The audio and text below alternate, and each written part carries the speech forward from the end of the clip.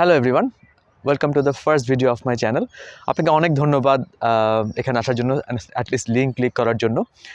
আমি ইন্ট্রোডাকশন ভিডিওতে বলেছিলাম যে সেলস এবং মাইন্ডসেট কন্টেন্ট থাকবে আমার চ্যানেলে। সো প্রথম ভিডিওতে আমি একটা মাইন্ডসেট ভিডিও দিয়ে শুরু করতে চাই, এবং এই মাইন্ডসেট ভিডিওটা সবচেয়ে ইম্পর্টেন্ট। আপনি যদি আমার চ্যানেলের পরবর্তী অন্য কোনো ভিডিও না দেখেন, শুধু এটা দেখেন, তাহলে আমার মনে হয় যে কোনো একটা কাজে লাগতে পারে।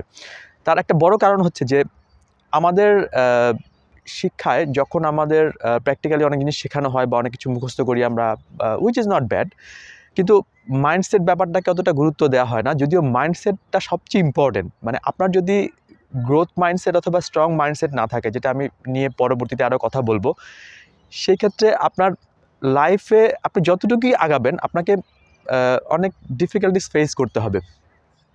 সো গ্রোথ মাইন্ডসেট বা স্ট্রং গ্রোথ মাইন্ডসেট একটা এমন ব্যাপার যেটা আপনাকে একটা খুব স্ট্রং ফাউন্ডেশন দিবে। তো আপনি যদি একটা অনেক স্ট্রং বড় বিল্ডিং তৈরি করেন এবং ফাউন্ডেশনটা উইক থাকে, তো ভূমিকম্প যদি অল্প হয় চেষ্টা ফেলে পড়ে যাবে, রাইট?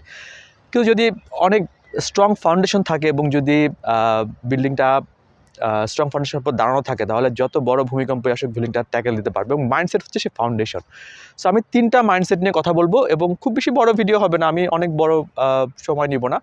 সেই 3টা মাইন্ডসেট যদি আপনি অ্যাপ্লাই করতে পারেন আপনার লাইফে, এবং আপনাকে এটা 100% করতে হবে, হাফ হার্টেড আধাআধি করলে হবে না। সো সেক্ষেত্রে আপনাকে কিছু জিনিসের মনে রাখতে হবে, সেটার মধ্যে 3টা সবচেয়ে ইম্পর্টেন্ট। 3টা জিনিস কি? আপনাকে প্রথমত 100% কমপ্লেন ফ্রি হতে হবে। আমি জানি এটা খুবই ডিফিকাল্ট। আমাদের চারপাশে কমপ্লেন করার মতো জিনিসের কোনো অভাব নাই। ওয়েদার সমস্যা আছে, গভর্নমেন্ট অনেক ট্যাক্স বাড়িয়ে দিয়েছে, দ্রব্যমূল্যের ঊর্ধ্বগতি হচ্ছে, বাইরে অনেক গরম, বের হওয়া যাচ্ছে না, অথবা অনেক বৃষ্টি, পানি জমে গেছে। মানে কমপ্লেন আমাদের যদি করার জায়গা থাকে, তাহলে কমপ্লেন করার জায়গার অভাব নেই। এবং এটা সব দেশের জন্য সত্যি, শুধু বাংলাদেশের জন্য তা না। এটা আমি যে কোনো দেশেই গিয়েছি, আমি মনে হয়েছে যে মানুষ অনেক কমপ্লেন করতে পছন্দ করে। তার একটা বড় কারণ হচ্ছে, আমরা যখন কোনো কিছু নিয়ে কমপ্লেন করি, আমাদের যে রেসপন্সিবিলিটিটা, ঠিক আছে, সেটা শিফট হয়ে যায় অন্য কিছুর উপরে। আমি একটা খুব সহজ এক্সাম্পল দিই। আমি যখন ফার্স্টে অস্ট্রেলিয়াতে আসি, আমার একটা ইন্টারভিউর একটা কল ছিল। তো আমি তখন আমার ড্রাইভিং লাইসেন্স পাস হয়নি, এবং আমি তখন আমার গাড়ি ছিল না, তো আমাকে পাবলিক ট্রান্সপোর্ট আমার ইউজ করতে হচ্ছিলো। তো আমি, যেহেতু এখানে ট্রেন খুব টাইমলি আসে, তো আমি ট্রেনের টাইম ধরে স্টেশনে গেলাম, যেখানে আমি জানি ট্রেন আসবে। তো ওই দিনই কোনো কারণে সেই ট্রেনটা সেই সময় মতো আসে নাই। ট্রেনটা কোনো কারণে মিস হয়েছে, যে একটা টেকনিক্যাল গ্লিচ ছিল, what ever, I don't know the reason. এখন আমার জন্য সবচেয়ে ইজি ছিল যে কমপ্লেন করে দেওয়া, যে হ্যাঁ, ট্রেনটা দেরি হয়েছে, জন্য আমি ইন্টারভিউতে যেতে পারছি না, আমার দেরি হচ্ছে এই কারণে। কিন্তু আমার মনে হয়েছে যে আমার অবশ্যই এই রিস্ক ফ্যাক্টরটা মাথায় রাখা উচিত ছিল, যে ট্রেন যতই সময় মতো আসুক, 100% টাইম নাও হতে পারে, এটা 1% টাইম ফেল করতে পারে, এবং সেই 1% টাইম আমিও পড়তে পারি। সো আমার হচ্ছিল আগের ট্রেনটাকে টার্গেট করে আসা। আমি হয়তো হাফ অ্যান আওয়ার গ্যাপের ট্রেন টার্গেট করে এসেছি, আমার তো 1 আওয়ার গ্যাপের ট্রেন টার্গেট আসা উচিত ছিল। So I take the total responsibility on myself, এবং I did not complain at all. এবং এই যে মাইন্ডসেটটা, এটা আমি ডেভেলপ করেছি অনেক বছর প্র্যাকটিস করে। এটা যে প্রথমেই ছিল আমার জন্ম থেকে এরকম না। আমি একটা কমপ্লেনিং এনভায়রনমেন্টে, মানসিকতার আশেপাশেই বড় হয়েছি। সো এতে করে যেটা হয়েছে, আমার অন্য কোনো ফ্যাক্টরের প্রতি দোষ দেওয়ার কোনো চান্স আসে নাই মনে। আমি প্রথম থেকেই মনে হচ্ছে যে আমার এটা দোষ, এবং আমি দেরি করেছি, আমার যে ছিল আরও হাফ অ্যান আওয়ার আগে আসা। That's it, very simply. আপনি যদি কোনো ইন্টারভিউতে যান, আপনার যদি রেড লাইটে গাড়ি আটকে, তাহলে ট্রাফিক খুব বেশি বা জ্যাম অনেক হাই, আপনাকে একটা জিনিস আপনি মনে রাখেন যে আমার আরও 1 ঘন্টা আগে রওনা উচিত ছিল, আমি জানি জ্যাম হবে, সো আমি কেন আগে বের হইনি। সো যখন আপনি এই যে কমপ্লেনগুলো করা বন্ধ করে দিবেন, তখন রেসপন্সিবিলিটিটা অটোমেটিক শিফট হবে আপনার উপরে, এবং যেটা আপনাকে পরবর্তীতে আরও বেশি প্রোডাক্টিভ আউটপুট দেওয়ার জন্য সহায়তা করবে। এটা 100% সায়েন্টিফিক, এবং এটার কোনো মানে সেকেন্ডারি ওয়ে নাই। আপনি যদি এটা করতে পারেন, তখন দেখবেন যে এবং এটা আপনাকে একটা ফ্রিডম, একটা লিবারেশন দিবে মাইন্ডের মধ্যে, যেটা আপনি কল্পনাও করতে পারবেন না, যেটা কত এম্পাওয়ারিং, এই ব্যাপারটা কত এম্পাওয়ারিং। আমি এটা খুব ভালো বাংলা জানি না এম্পাওয়ারিং, বাট এম্পাওয়ারিং শব্দটা যে আপনার নিজের পাওয়ারটাকে নিজের ফিল করা এবং সে অনুযায়ী কাজ করা। সেকেন্ড টপিকটা হচ্ছে, যেটা কমের সাথে রিলেটেড, সেটা হচ্ছে ব্লেমিং। 3টাই রিলেটেড, বাট ব্লেমিং হচ্ছে like shift blame on others, থেকে আমার প্রবলেম না, এটা ওর প্রবলেম, এটা ওর জন্য হয়েছে। এটা একটা কুইক এক্সাম্পল দিই, যে আমরা যখন কোনো অর্গানাইজেশনে কাজ করি, আপনি বিশ্বাস করেন সব অর্গানাইজেশনে পলিটিক্স থাকে এবং থাকবে, এবং কেন পলিটিক্স থাকবে এটা নিয়ে হয়তো আরেকটা বড় ভিডিও করব। ছোট রিজন হচ্ছে যে একটা অর্গানাইজেশনের রিসোর্স লিমিটেড, যেহেতু রিসোর্স লিমিটেড এবং তার থেকে মানুষ বেশি, যদি একটা জিনিসের ডিমান্ড বেশি থাকে এবং সাপ্লাই কম থাকে সেখানে কম্পিটিশন হবে, রাইট?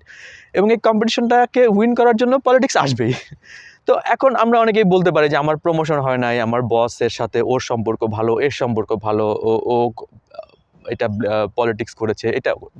কিন্তু আসলে আমাদের বুঝতে হবে আমরা কেন করতে পারি নাই। এই দ্বারা আমরা প্রপার ওয়েতে ওয়ার্ক করতে পারিনি অথবা পলিটিক্যালি গেমটাতে উইন করতে পারিনি। সেক্ষেত্রে আমাদের উচিত হবে লিভ করে নতুন কোনো ওয়ার্ক এরিয়া খোঁজা, রাইট? 100% অন্যকে ব্লেম না দিয়ে এটা আমার ঘাটতি, আমার এখানে ইমপ্রুভ করতে হবে। হ্যাঁ, আমার যে অন্যকে কপি করে ইমপ্রুভ করতে হবে এরকম না, কিন্তু আমি আমার অ্যাবিলিটি অনুযায়ী যেটুকু আমি ইমপ্রুভ করতে পারি সেটা ইমপ্রুভ আমায় করতে হবে এবং এই ব্লেমটাকে সম্পূর্ণ জিরো করতে হবে লাইফ থেকে। দুটা হলো, একটা কমপ্লেন, একটা ব্লেমিং। থার্ড ওয়ান হচ্ছে the best one, the excuse হচ্ছে যে সবসময় কোনো না কোনো আমার একটা ফেলিওর একটা এক্সকিউজ থাকা। যেমন আমার অনেকবার হয়েছে আমি হয়তো আমার সেলস টার্গেট মিট করতে পারি না, এখন সেলস নিয়ে কথা বলি, সেলস টার্গেট মিট করতে পারি নাই। এখন আমি জানি এটা আমার দোষ না অবশ্যই, তার কারণ হচ্ছে মার্কেট হয়তো টাফ ছিল, কাস্টমার হয়তো প্রপারলি রেসপন্স করে নাই, কাস্টমারের কোম্পানিটা দেউলিয়া হয়ে গেছে, সে পে করতে পারে নাই, তারপরে হতে পারে যে সাডেনলি কম্পিটিশন এসে দাম কমিয়ে দিয়েছে, অনেক কিছু হতে পারে।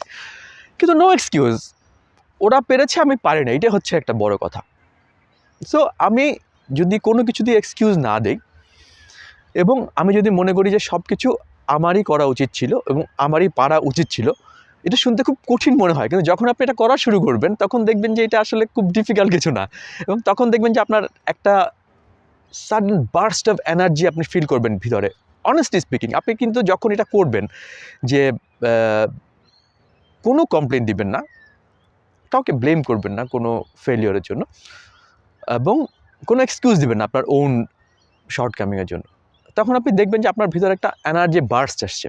এই এনার্জি বার্স্টটা আপনাকে সেলসে, স্পেশালি যেহেতু আমি সেলস নিয়ে কথা বলি, আমি এই প্রফেশনটা একটা প্রফেশনে আমি জানি, সো এটা আপনাকে এতটাই হেল্প করবে যে আপনি তখন শুধুমাত্র সামনে আগাতে চাবেন, আপনার পিছনে তাকানোর কোনো মানে ওয়ে থাকবে না এবং আপনি পিছনে তাকানোর প্রয়োজনও বোধ করবেন না।